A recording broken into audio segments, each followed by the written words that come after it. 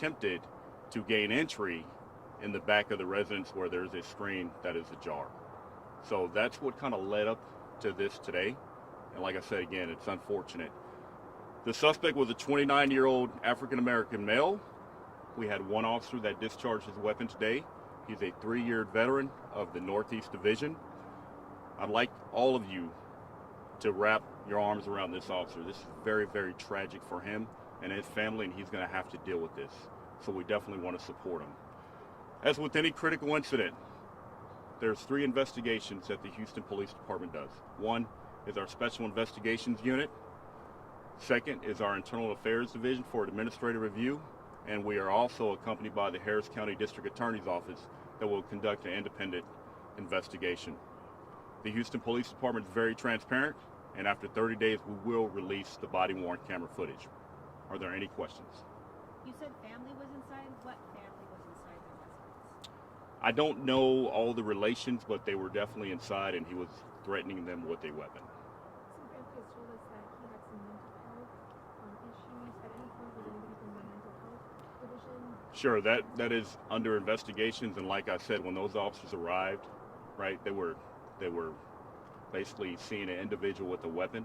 So we didn't have all that information, but that's part of the investigation. What we were trying to do is get him to drop that weapon, and I think the officers spent ample time. When somebody raises a weapon, we have no choice. So I believe, and as part of the investigation, that there were multiple people that called. Like I said, there was a church letting out, and there was an individual walking around with a weapon, so you could manage the panic that ensued out here. When you say, Did the officer try using any non-lethal methods at first? There's, in that situation, with the suspect has a weapon when he can harm any of our officers, that's not an option. you said he raised his weapon. Correct. What does that mean? Did he point it at an officer? Did he point it where? Sure, and that's part of our investigation, and we'll release that once we release the body-worn camera video. So did the officer feel threatened, and that's why he? Sure, that's what I said. Yes, felt threatened. He had no choice but to use deadly force. Any other questions? Any questions? That's it.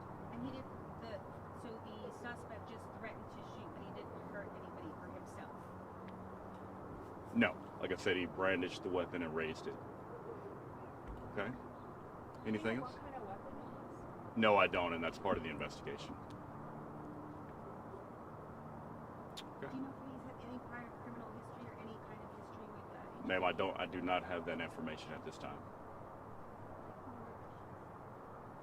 Okay, thank you very much.